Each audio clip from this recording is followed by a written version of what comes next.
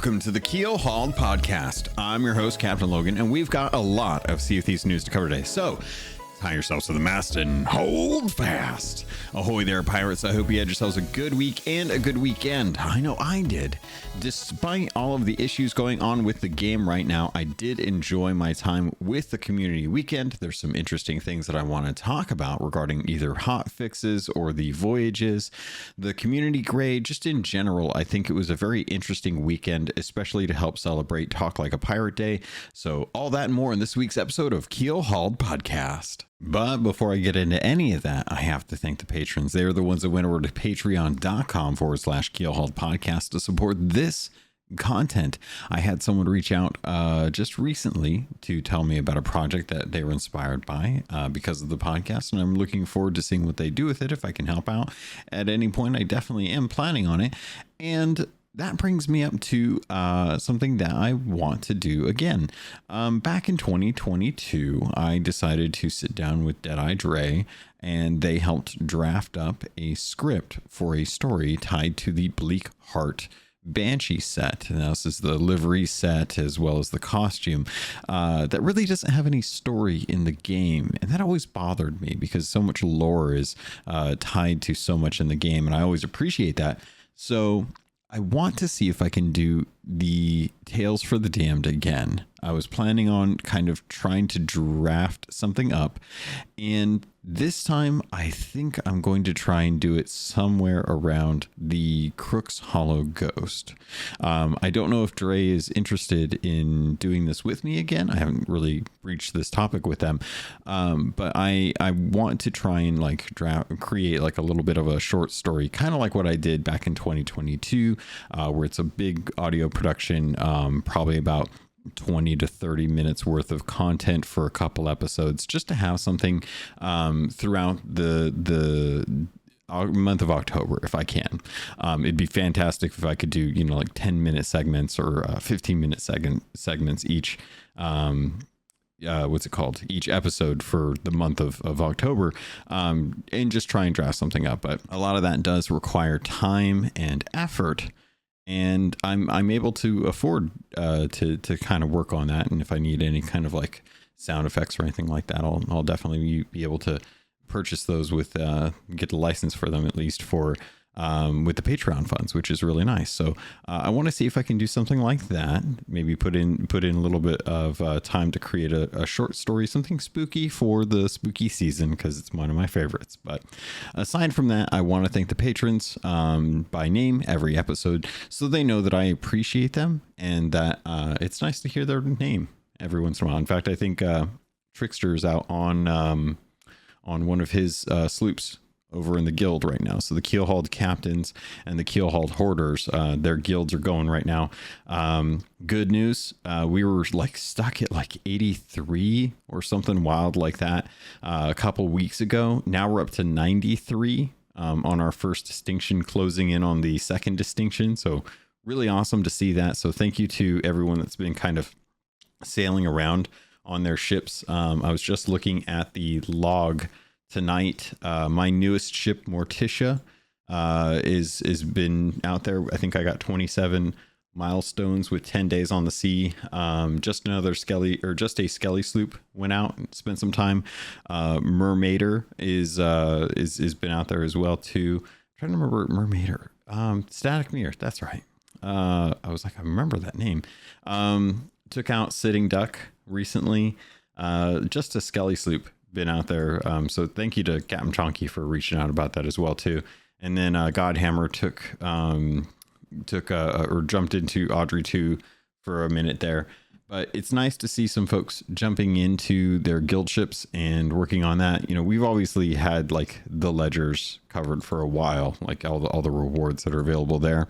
But it is nice to kind of start working towards those distinctions, especially given that some of those level 10 distinctions are needed to be able to finish out some of those commendations. And for myself, the Keelhauled community guilds are effectively the main way that I have access to be able to guarantee that I'm going to be able to do that. I'm part of the Weathered Buccaneers, which they're on guild distinction. I want to say it's 4. It's either 4 or 6. Let me take a look. 4, and they're at like 81 on 4. So we definitely like to help kind of push out the Keelhauled captains, just because I know there's a lot of folks who are, you know, fans of the community and whatnot, and want to work on that. So the Patreons, there had some folks say that they're more than willing to kind of step back into the other guild, the smaller one that has less activity. If some of the more active pirates want to move into the Keelhauled captains to start pushing out the progression for that. So that's always an availability if anyone wants to. I think there's 2 spots right now that folks said that they'd be willing to push off into the second one, so that they can open up those for any of the patrons. Because at the moment, the guilds only have 24 spots. I believe we have 45 patrons. Yeah, I think we have 45 patrons. I don't know how many of those are actually part of the gold hoarder part of that, but if that is something that you want to work on, if that's something that you are interested in, just reach out to me and let me know. I will reach out to the people that were able to let me know that they'd be willing to move over to one of the other guilds. So just take some time, let me know. We'll see if we can get that worked out and see if we can start pushing out some more of those guild levels. I know that they've been bugged, so they all say like 1 right now. But if you actually go to the website, the Sea of Thieves profile has them all. It's been really nice to see that go up. We got a ton of gold this weekend. I'm not going to lie. There was a lot of gold. I think I was like hovering around 2 million or so, maybe like 3. Yeah, I think it was like 2.5 million at the start of the weekend. Now I'm like just under 5. So yeah, it's a lot of gold to be had. So with that, let me call out the patrons, since I realized I didn't even bother getting into that part of it. But thank you to A Chick, Toasties, or Toasts, Toasties. I'm trying to remember. Let me know. L Cute, Balls, Blue Turtle V1, Captain Chonky, Captain Longsharts, Chateau Noof, Super Pack, Zombie Killer, Cloud, Cosmic Johnson, Static Mirror, Davram TV, El Jefe Esteban, Godhammer, Jorby Jorbs, J Hood, Carl Embo, Kylea the Aficionado, Lumpy SRQ, Evil Morpheus, Space Admiral Ors, Xbox Mike 29, Mutinous Max, Norwegian, Regis Stella the Brony Pirate, Ribloid, Rustbelt Kid, Skamelt 666, Captain Dasm, Tommy D, TN Professor, Big Bad Pad, Mina Fairy, The Lore Chronologist, Deadeye Dre, Hager Owl, Jeff H, Captain Duckweed, Evil Martha, Peter Miller, Rooski Doo, Thor Von Blitz, Luke Lore, The Insipid Ghost, and Zam.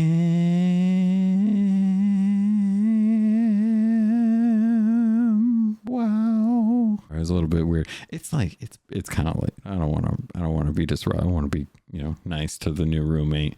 But anyway, that is it for the Patreon. So let's get into the news. First up on today's docket, let's get into the hot fixes, because I think that as we are going into the community weekend, we had a patch that was right at the beginning of the actual Talk Like a Pirate Day on the 16th, or actually on the 19th is Talk Like a Pirate Day. I believe the update came in on the 16th. I think so. Yeah, it did not, or actually, I guess it was on the 19th. It didn't really fly too well. There was already a huge issue, and one of the issues was to try and address people using the fishing rod to be able to launch themselves farther than intended. It was an exploit that they wanted to fix. They wanted to get it in for this update, and as such, it ended up causing a bunch of issues. Issues that I don't think that they really anticipated, and really had too much chance to really kind of test in insiders. One of the main issues that I think I ran into on the 19th was sailing around. If you tried to cast your line while the ship was in motion, if you were doing so, there would be a little bit of a hang up. And then if you pulled your line back in, like if you say like a Ruby Splashtail tried to get on your line, when you pulled it back in, it would not lock you in place where you were standing on the ship. And instead you would shift slightly backwards as the ship was moving forward. So you'd start to black screen, or you'd start to go through geometry. Like I went through a cannon and I went through a staircase, and it pretty much broke fishing right off the bat. Like you could not fish and sail at the same time. There were other issues tied into the fishing rod. So they came out with a hot fix the next day, which is nice, that they kind of talked about in a forum post. So thanks to Drew Stevens for kind of addressing this over on the forums. He said this update introduced an issue with the fishing rod that has had massive ramifications on a wider experience, from the new launching exploits and negative player interactions to affecting wider game stability, with players experiencing elevated marble beard and almond beard errors. The team has been working to expedite a hotfix for the root cause of this issue, which from internal testing shows to have resolved all of the various use cases we are seeing reported from live. We'll be taking the game down for maintenance on Friday afternoon and deploying a small game update to address this issue ahead of the weekend. While there are clearly other issues we are still prioritizing fixes for, we wanted to expedite an update here for fishing rod as fast as we could, and therefore further fixes will now be taken in a follow-up release next week. Which goes to speak to a lot of the issues that came out as a result of this patch that they're going to be working on for the patch that's coming out on the 26th of September. Drew goes on to say, we're also working on a follow-up hotfix targeting Thursday next week, which addresses further high-impact issues currently affecting players in live, the throwing knife interactions. If you don't know, the throwing knife... you can throw into your crewmates now. Usually you used to be able to like interact with them, but yeah, you now have a weird situation where when you throw a throwing knife, it is it is sticking to people, which shouldn't be the case. You really shouldn't have that be something that happens. And as such, now you have people that have like daggers 4 inches or you know, like a foot away from their character where the hitbox hits. So it's kind of a weird situation. When it first came in, the bug allowed you to interact with stuff that you shouldn't be able to interact with, and then the fishing rod hotfix came in, which kind of changed that, but you could still have people colliding with the actual knives. So one of the things that they talk about here is that the throwing knife interactions, the team has identified the issue causing throwing knives to become stuck when colliding with allied crew members, and the recent regression to throwing knives able to be placed in the capstan to disrupt naval combat. Fixes will be heading into insider testing on Tuesday.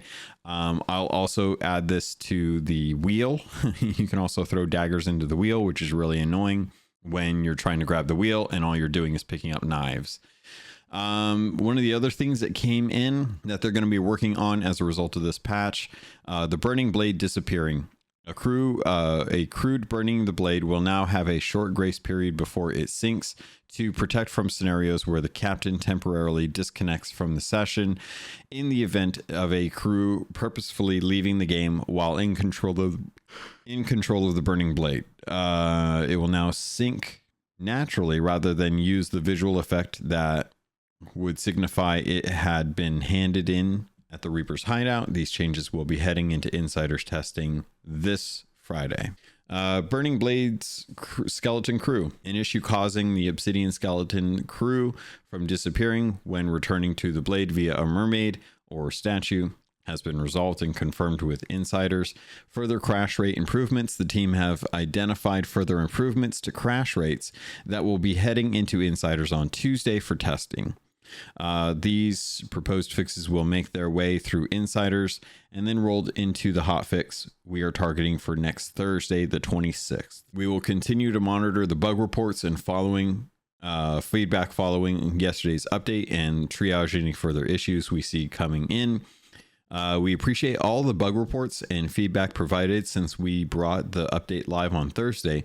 And for myself and the team, we recognize that this update just hasn't hit the quality bar that it should have.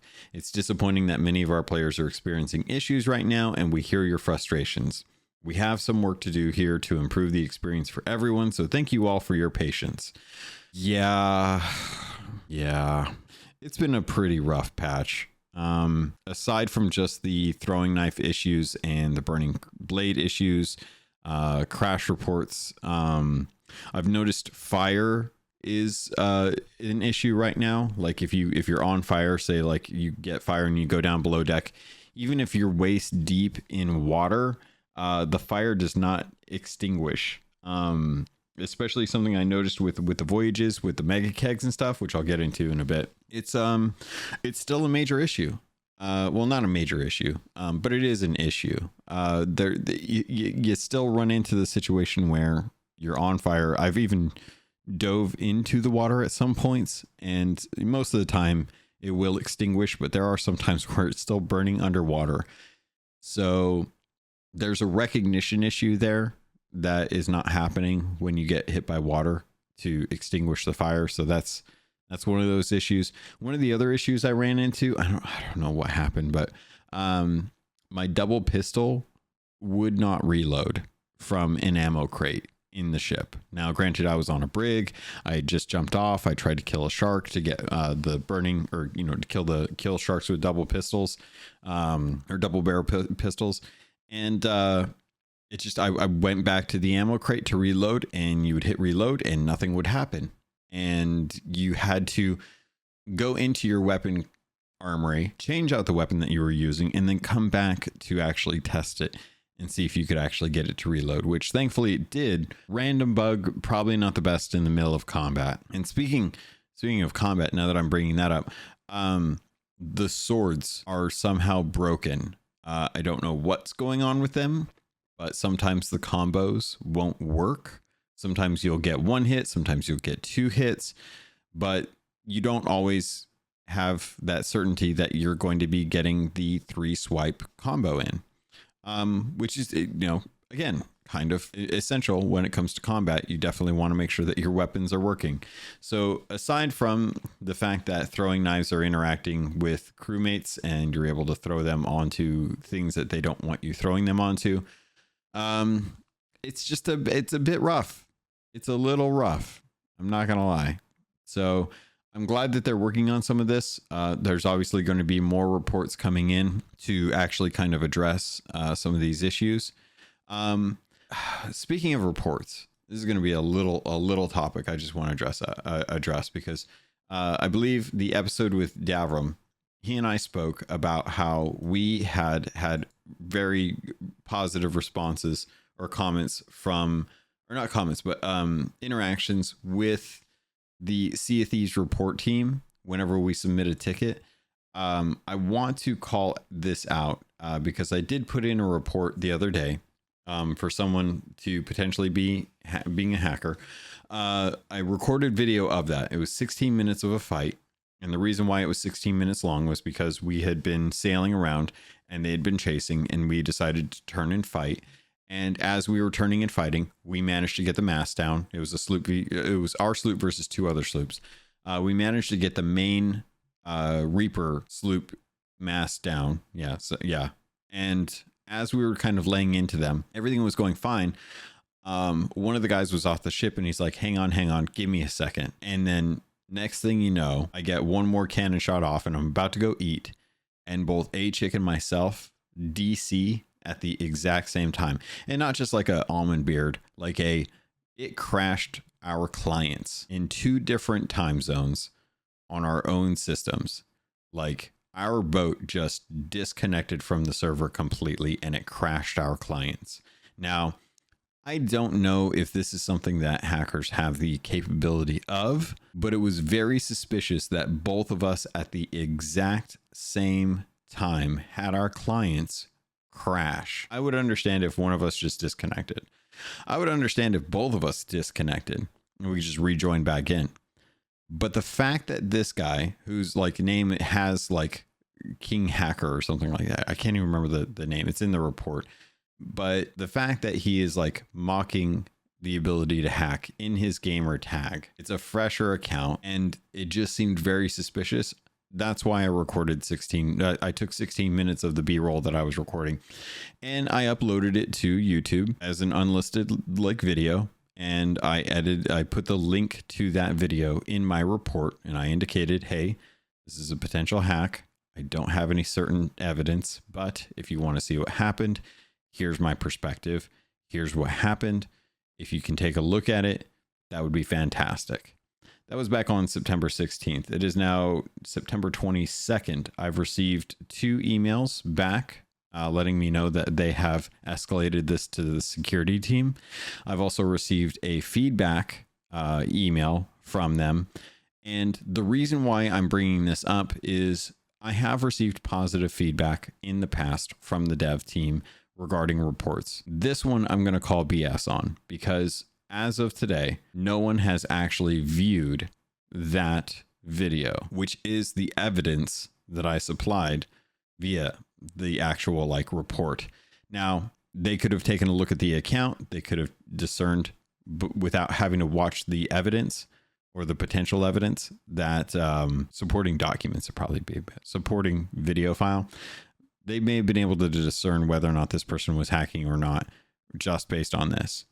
But from a consumer perspective, not having any views on this unlisted video that is uploaded and then asked for feedback, I will say is not a good look from my perspective.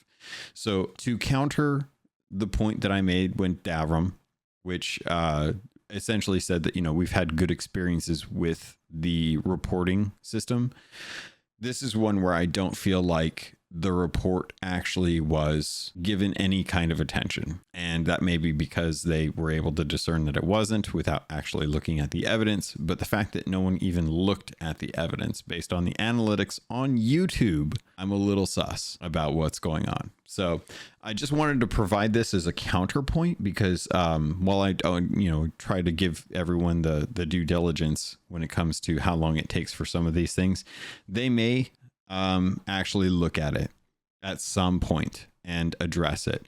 And if they do, I will most definitely report back to you all and let you know, hey, remember that thing that I said that time with the suspect gameplay and whatnot? Well, guess what? I got the one view. I feel like I'm sated on that because at the moment, Rare is the only company or the only one that has a link to that video. So there's been 2 people that have looked at the ticket. Neither one of those 2 people, before telling me that it got escalated to the security team, looked at that video. So they're not making the call. No one on the security team has either gotten to it or watched the video to actually see like what the possible hack was. So I'll let you know if I get any news about that, because I think that that's kind of a bad look from my perspective, at least, that I don't feel like there was any kind of investigation performed on this, and that it's just kind of like they'll go for the low hanging fruit of this guy's name's bad, or this is clearly a hacker based on multiple reports. But I don't have a good enough amount of evidence to say for certain that this guy was hacking. It was just enough to cause me to want to report it, because it's very random that someone who's gaining the upper hand on a 2v1 ship battle, both people instantly disconnect. And the reason I know that the other ship that was kind of like commandeered by one of the Reapers didn't disconnect as well is because a chick actually logged back in and our ship was gone. So they knew which gamer tags in the recently played were the people that were with them versus the ones that weren't, because we never let them board.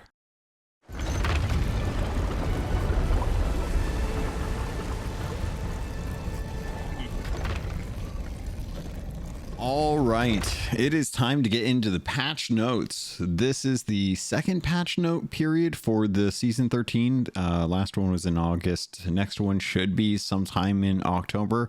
Now, I don't know what we're going to be getting as far as spooky stuff coming into the game for October.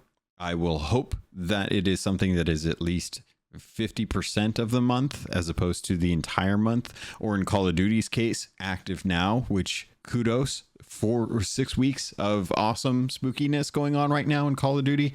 Love it. But I really hope that we get something spooky. That's you know what? I'm just going to say it. I'm just going to come right out and say it. We need a new pet, and I'm tired of it being animals. I want it to be the hand thing from the Addams Family. I want an animated hand. I don't need the hand to do anything on the ship. It doesn't need to raise sails. It doesn't need to drop anchors. It doesn't need to take the wheel. It would be funny if it could take the wheel, even if it didn't actually do anything on the wheel.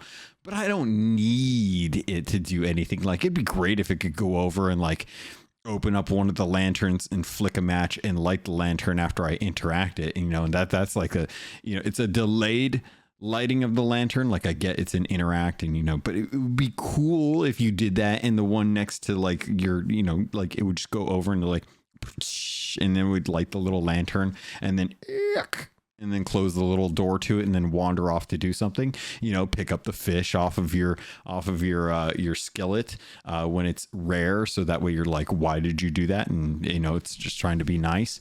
But can we get a spooky Halloween pet that is just like our hand, you know, especially if we have a hook. Maybe we find our hand in the Emporium, and he's like, Ebenezer's like, I think I found this in there for you. If you wanted to have it, maybe it could be yours for the right price. And you're just like, dang it. Yeah, give it to me. I'll take it. Son of a, always, never have. Fails. But I really want a spooky hand for, we could have variants, you know, you could have one that's like sort of decayed. You could have another one that's just pure skeleton hand. You know, like Christmas time comes around, you sell like a pet that has like it's the hand, but it has like a little Santa hat on top, you know, just saying, you know, like can we get a little more creative with some of the pets? I know we got toucans. I know we got owls. Cool. We're getting animals. You know, there's a Hunter's Call update coming in the future. It'll probably bring predators to the islands. You know, we'll have to run away from boars, or, you know, what are some other, like honey badgers? Like, who knows, like, you know, what they're going to be doing. But when it comes to pets, I really want to have like a spooky Addams Family thing on the ship that would like run around and do stupid stuff to, like, it could draw like a certain type of shape on the map table that you'd have to sit there and wonder, like, did I, you know, somebody tucking on my ship? Because it's like on the map table, I'm clearly seeing the indication that someone has been on my ship. I would like that. Yeah. Can that be my Make-A-Wish Foundation like wish? I know I'm not like, you know, shouldn't joke about that, but, you know, like macabre me being the one that would want like my death wish to be a hand in the game. You know, Owlet got owls. It took a year. I'm gonna say, Rare, you have 365 days notice. Like, not this Halloween, obviously, but next year's Halloween. Can we do that? Can we work on the tech for that? Can we just do that, please? I don't know how much of a priority that's got to be, but whatever it has to be, I'll authorize that. I'll make a call. Who do I got to call? Like Mike Chapman, Joni? Do I got to go to Craig Duncan, DM Craig, and be like, Craig, can we get Addams Family hands? It doesn't have to be Addams Family branded.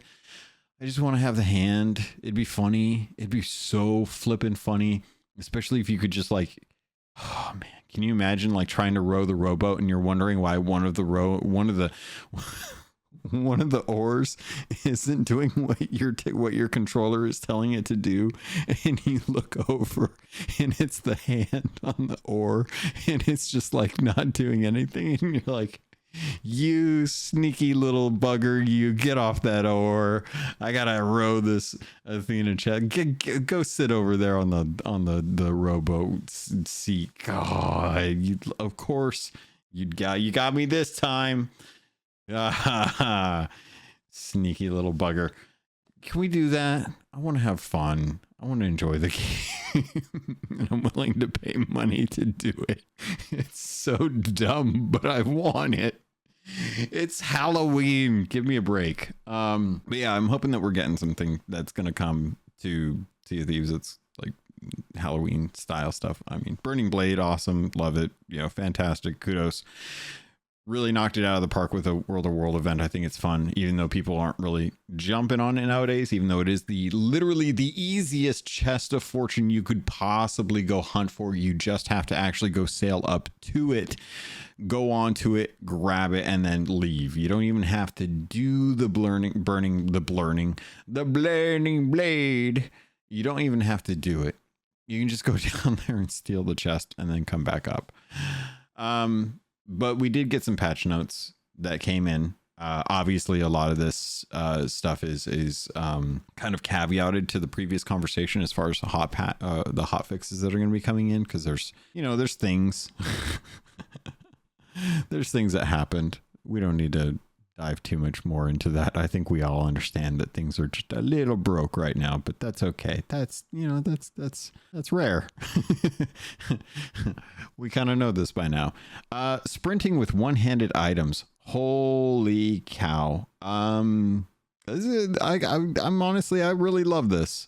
Being able to sprint now carrying one-headed treasure items and discovered weapons is really nice. Really, really nice. And the fact they even managed to put it like on the person's belt, fully visible to other players, that's wild to me. That's kind of cool. The majority of held weapons discoverable around the world can now be stowed while sprinting, such as the Trident of Dark Tides, the Ashen Wind's Skull. The Skull of Siren's Song is the exception, and players will not be able to sprint while wielding that. More information about that.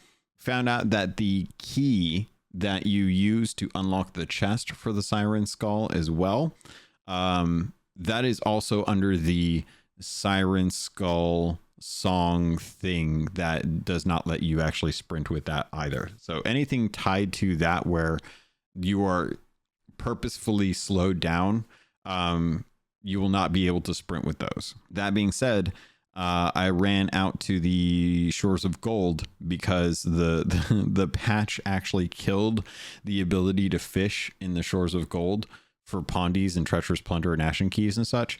And I, for whatever reason, didn't have a checkpoint to go straight to the Shores of Gold. I just had the start Tall Tale. So I went to go get a checkpoint to be able to get the Shroud Breaker and just appear at the tributes, Tribute Peak.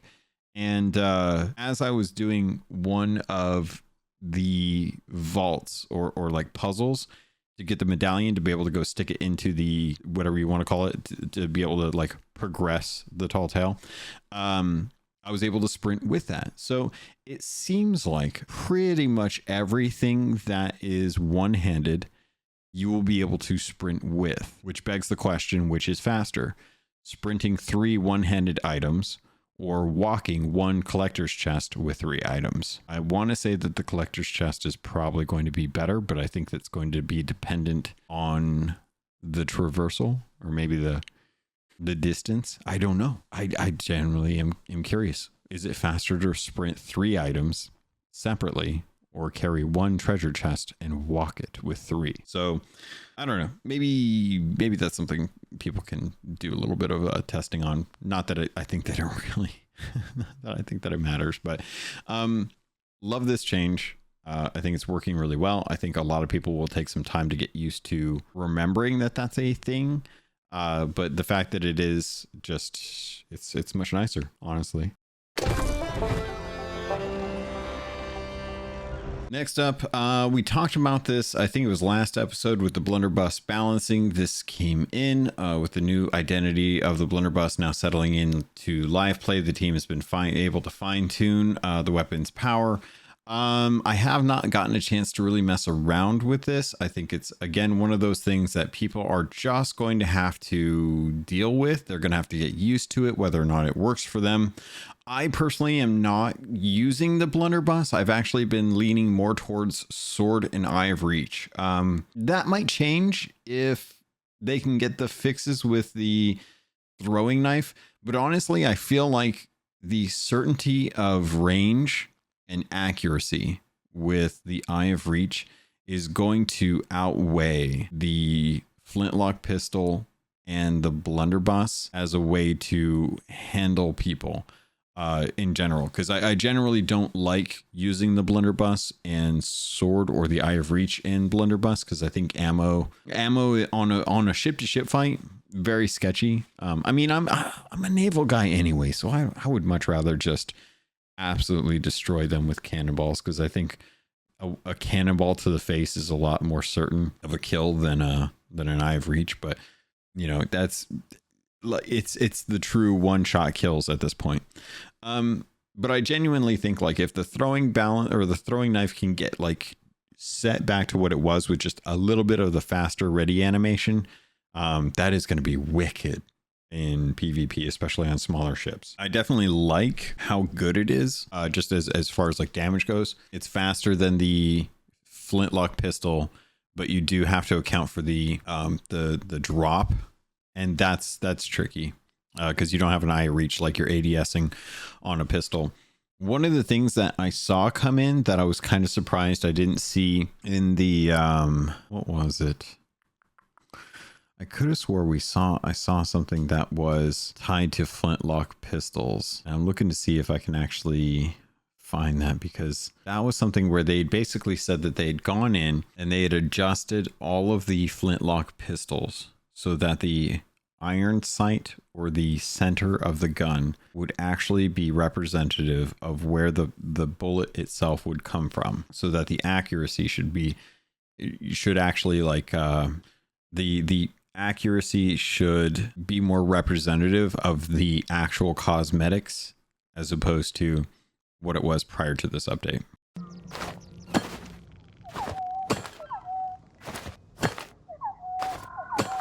All right, let's get into the community weekend, because I think we need to talk about some of the stuff that happened this weekend that didn't pertain to bugs or fixes or anything to do with the actual game, but the community and how they kind of engaged with the actual game. Actually, I'm gonna lie, this is not about the community, it's still about the game, but it's what we did during the community weekend. Which, does that count? It probably doesn't. You guys probably like it doesn't count.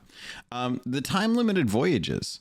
They said that for the duration of the community weekend, every watchful or the ever watchful Order of Souls are offering pirates a fixed number of bounties, 3, for Flameheart's devout captains. Obsidian and Shadow skeleton captains have been spotted at skeleton camps across the Sea of Thieves, and the Order wants you to take them down in exchange for valuable rewards. To embark on the hunt, check the special voyages on your ship's quest table. I've done a bunch of these. These are very similar to the Order of Souls emissary quests that you get, where you get like 4 skeletons per island, and each one of them will spawn up at the same time. But in this case, they have the kegs that you can blow up with them, the gunpowder skellies.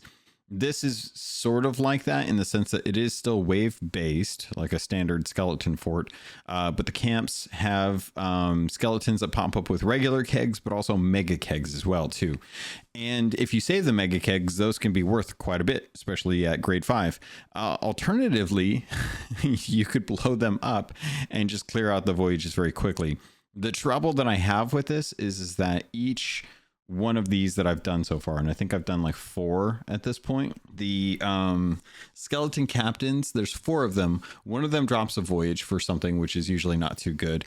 2 of them will drop skulls, and one of them will drop an orb. And I'm fine with this because they're free. They're just a reason to go to the skeleton camps. You can usually do like the orb there and the ritual and stop it, or complete it. But overall, I like that they did this. It gave you something a little bit unique to do during the weekend, to check out and actually have some fun. You didn't have to, but because of the issues that happened on the 19th, we actually got a gilded gold hoarder voyage as well too. So everyone had an opportunity to work on those, which are quite lucrative. The way they did the community weekend with the emissary grade was fantastic. It was a combined number of hours and, or not hours. It was a combined number of, what's it called? The raid voyages. So, as long as we, had collectively reached the number of like voyages to be able to actually like knock out the 100,000 for the world events completed during the community weekend, the bonus Twitch drop for the Obsidian captain's table would be complete. So we had to get 500 just for the grade 5. Once we hit grade 5, we then got the 100,000 for the Twitch drop. There's a little bit of information about this because many of us were watching and checking to see like when we were going to hit grade 5 or if we were going to hit the community goal, which we did, which is fantastic. And that ends on the 23rd at 4 a.m. UTC. Or actually, no, I guess it's 4 a.m. my time, because it looks like this is all set up to be on my time. So it's 4 a.m. Pacific Standard Time. They can correct me if they want on that. But regardless, there's some information that came out. As the community has collectively completed 100,000 world events, this stylish surface will be available as a Twitch drop for all from Monday, September 23rd at 12 p.m. until Monday, September 30th at 12 p.m. So 7 days. You have to watch 4 hours of participating streams who are just streaming Sea of Thieves. It doesn't matter who it is, as long as they're streaming Sea of Thieves, you watch them for 4 hours after Monday, and you have a week to do this. You will then get access to the Obsidian Captain's table. I don't know how I feel about this. Obviously, you have to watch 4 hours for the Twitch drops to be able to get those. So most people generally have already completed like the 4 hours of Twitch drops to be able to get the items that you know, like the Sea Dog items and stuff like that. And they're Twitch drops. It's free stuff. I mean, yeah, they're not impressive, but at the same time, you throw a streamer up and you watch them for 4 hours, you're good. But with the Obsidian Captain's table, I like that they are offering this for a week. I don't like that you have to watch another 4 hours. That's the price you pay, though. If I had my druthers, I would say let whoever is watching have like a week to be able to claim it, and have that claim be something where they have to watch a streamer for an hour after the community weekend, as opposed to 4 hours. Not quite sure why the 4 hours is so important. If the community had already done the work to do the 100,000 world events and watched 4 streamers for the 4 Twitch drops, 1 more hour just to get the captain's table, I think should have been a good enough reason for us to not have to go through this. But it's going to be up for a week starting this Monday. 4 hours is the requirement.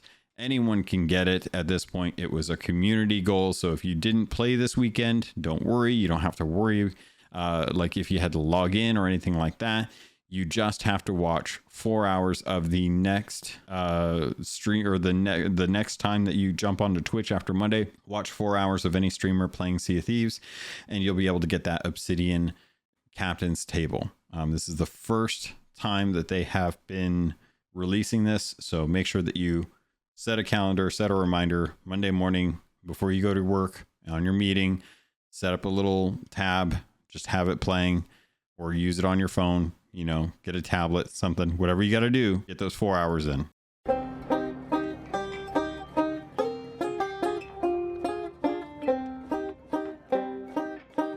Overall, I will say, as a community weekend, this one felt very different to me. It felt like a lot of folks were having trouble with the game.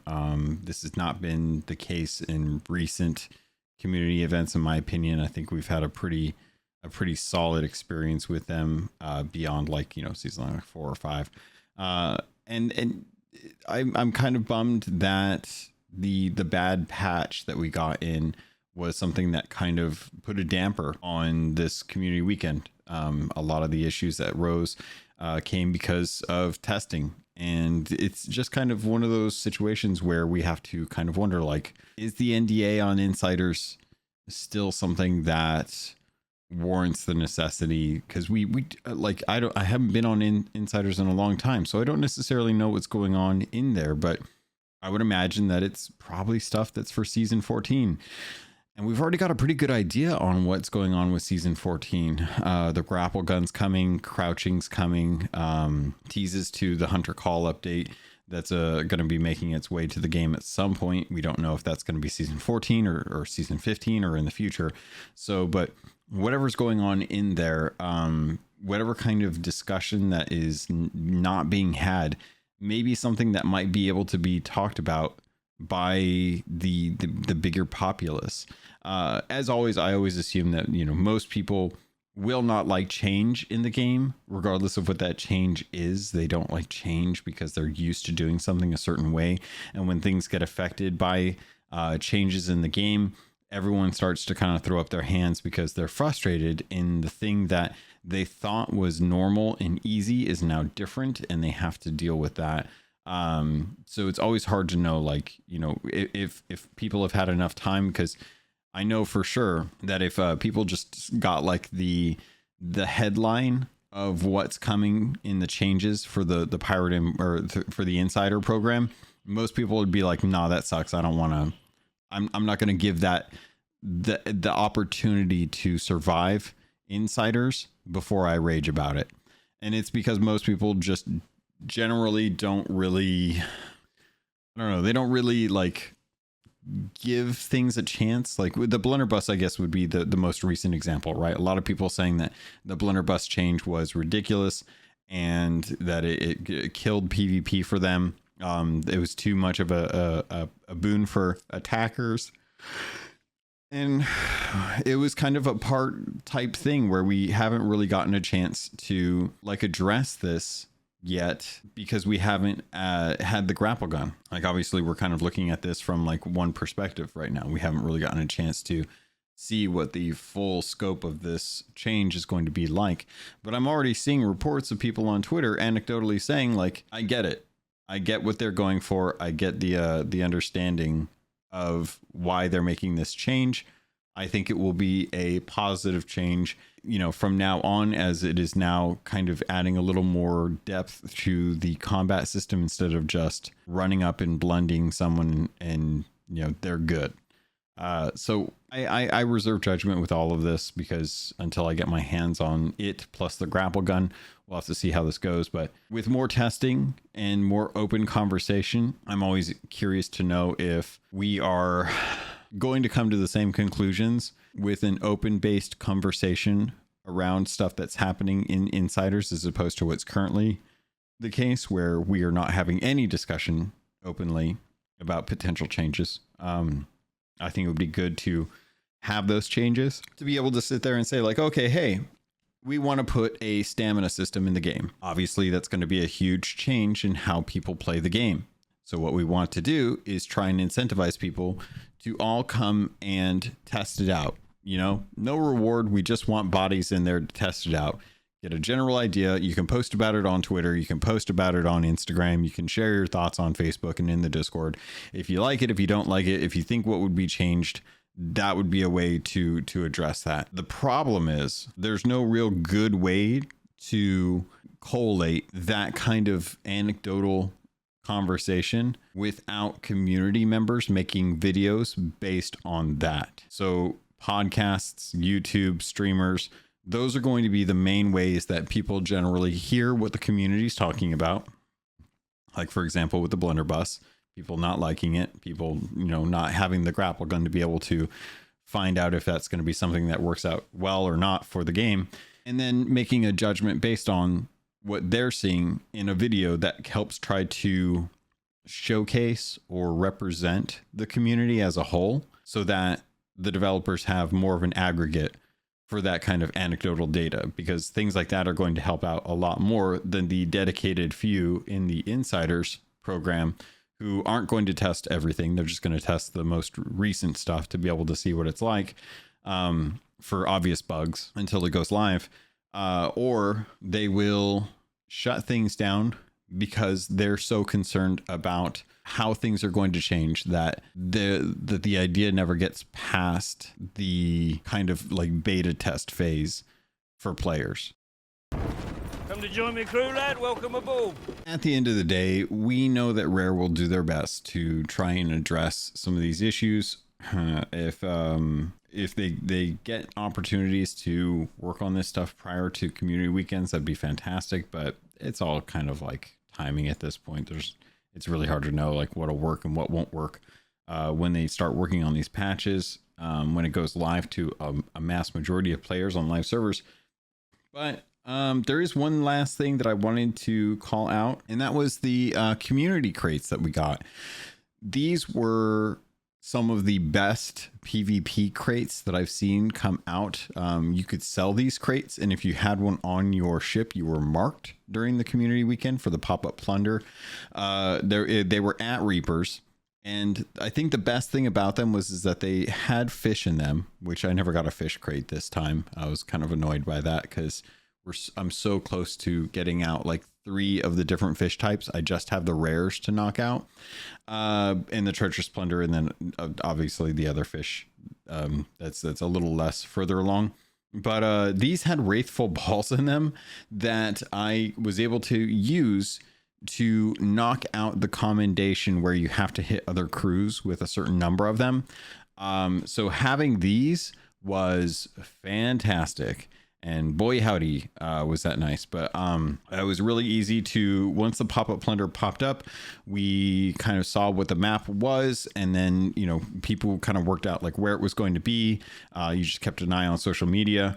And I was able to use a lot of the tall tale checkpoints, or not checkpoints, but like start points as quick dives to be able to get to those islands faster. And on average, I would say was about 4 of the dives that I was able to do, was able to go and actually get the pop-up plunder. Unfortunately, when the community crate came up, there was no variance in that. It was a community crate the entire time. And a lot of people were kind of upset about it just being that one thing and that it couldn't be other things. But I did get like an Athena's chest, a chest of fortune, you know, like one of the collector's chests that has like a couple horns of wind, or wind horns, as well as like an ashen skull. So it was cool. It was nice to get those and just kind of run around. Later today, I'm probably going to be jumping back on to do my gilded, which I have yet to do, just because I want to try and get most of the podcast out before I actually like jump back onto the game. So it was nice to have like a chance to jump in and actually get some of those. Those are still going on, but with this being the weekend, I wanted to make sure that I was getting the podcast recorded in its majority. I'll probably be going in later tonight to actually like edit and put together everything, and then the video version will be coming out tomorrow, as per the norm. I have a trolley code for the obsidian helm, or wheel, that is processing, thanks to a chick who picked up a pack of trolley gummies and a receipt and passed that along to me. That is something that I'm going to be using in future podcast to offer. As far as I know, that is going to be one of those things where you can just have it until I think the end of the year. But at the same time, I would redeem it as soon as possible if you happen to be the one that actually goes in to redeem it. Because if you sit on that code, chances are someone else is going to redeem it. So first come, first serve is always on those. I'll try to get the video version up at the same time as the audio version, so everyone has a fair chance to actually get that. All right, pirates, that's going to do it for this episode of the Keelhauled podcast. I hope you enjoyed this episode as my cat decides to jump up onto the table. And I hope you guys all have a good rest of your week. If you have any questions, concerns, comments, feel free to let me know over on Discord or over on Twitter at CAPT_LOGUN, as well as the email for the address or for the show, which is CAPTLOGUN@gmail.com. Any questions other than that, just feel free to find me in the Sea of Thieves Discord. I believe I have the boatswain tag, so it's usually a little bit easier to search those guys as opposed to the full list. But yeah, I think that's going to do it. So pirates, thank you. I love you. And I look forward to sailing with you on the Sea of Thieves.